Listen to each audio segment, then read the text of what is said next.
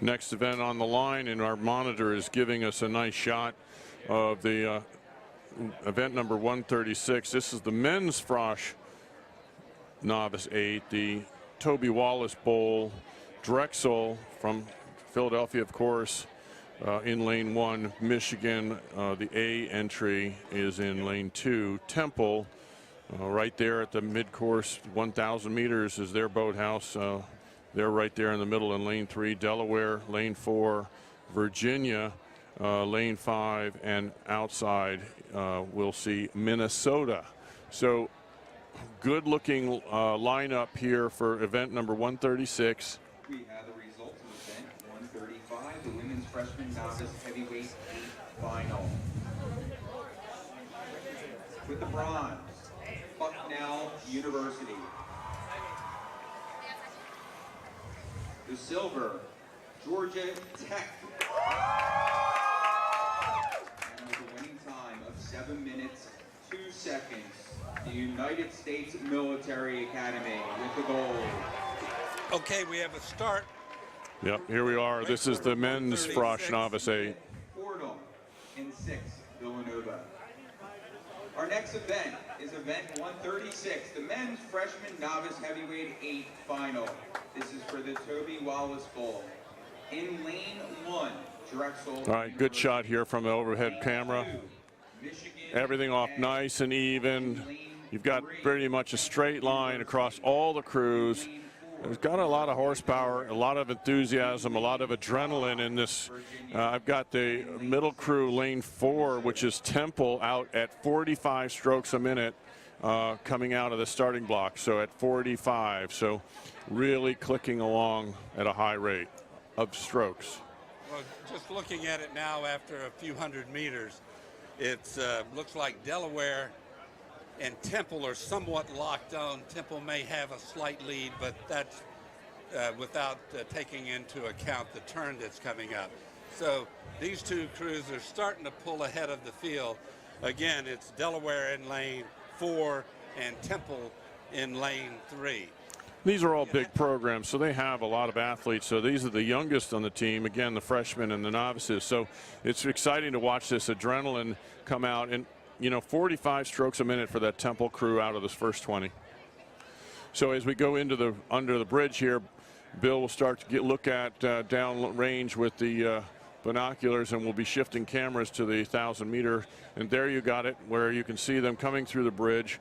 Lane 1, 2, 3 to the right side of that piling, and 4, 5, 6 to the left side of that piling as they go through and make a turn. So as you can see them making the turn, again, that would be Delaware making the turn first, in my opinion, Bill.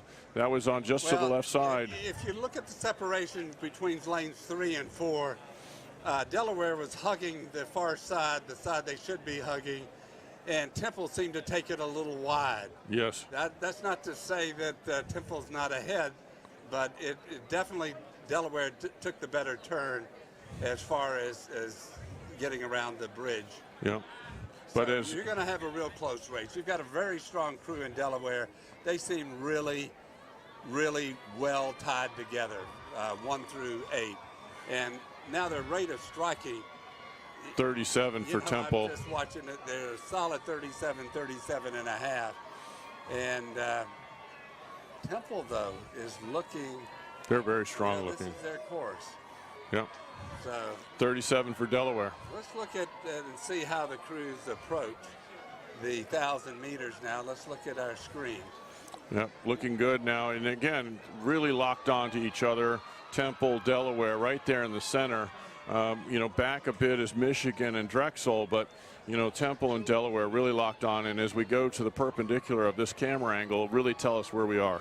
You got a 3/4 lead of Delaware over Temple, and then in third place is Virginia A.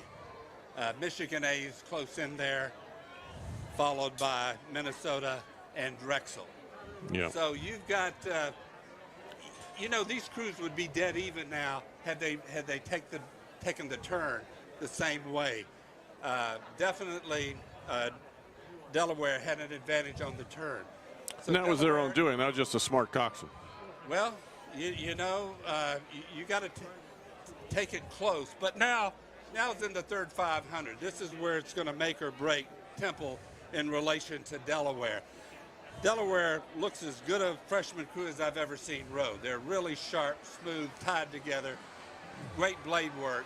I think Temple's moving up on Delaware. I think Temple is just as fast as Delaware, and I think they have an opportunity to make their mark. And if they're going to make it, they're going to have to do it right now. Yeah. What are their rate of striking? I have Temple at 36.5 and 37 for Delaware, so it's a duel. Well, Delaware's maintained that cadence the entire race. They haven't gotten below 37. But take a look now. I think Temple's on the move. I think Temple has got an advantage over over Delaware as we go 500 meters to go. Just from what I saw, I think they're just as fast as Delaware. It's too close to call. I cannot call it from this vantage point. Michigan's right there, too. You've got Delaware and Temple tied into one another. In third spot, you've got Michigan. In fourth spot, you've got Drexel. In fifth spot, you got Virginia A. And in sixth, Minnesota. These crews are really, really close together. Delaware 39. And Temple. They're so close that they're within several feet of one another. Temple has moved back that 3/4 of a lead. Delaware is taking it up. Delaware has just moved up to 40. Temple is moving up. Temple has cleared it. The boats now. Oh, this is great. Delaware has they have half a deck lead. 41. Delaware over.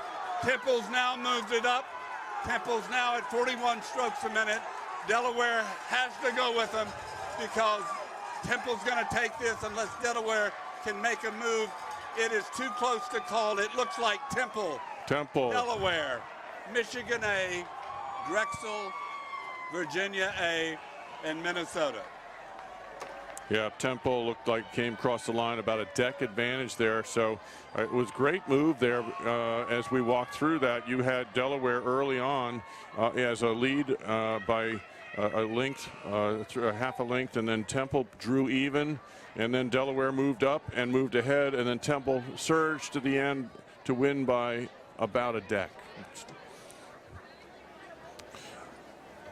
We can catch you up on a couple of the final results. I'll jump back to the Bob Nygaard Pair Cup. Oklahoma City was first, Clarkson was second, and third was SUNY. We're going to break for commercial message, and we'll be back with some more results in just a moment.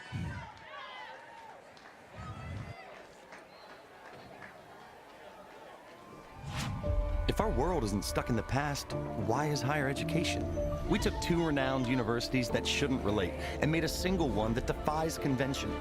At Jefferson, we're making modern look old and making old look new and setting tomorrow's standards.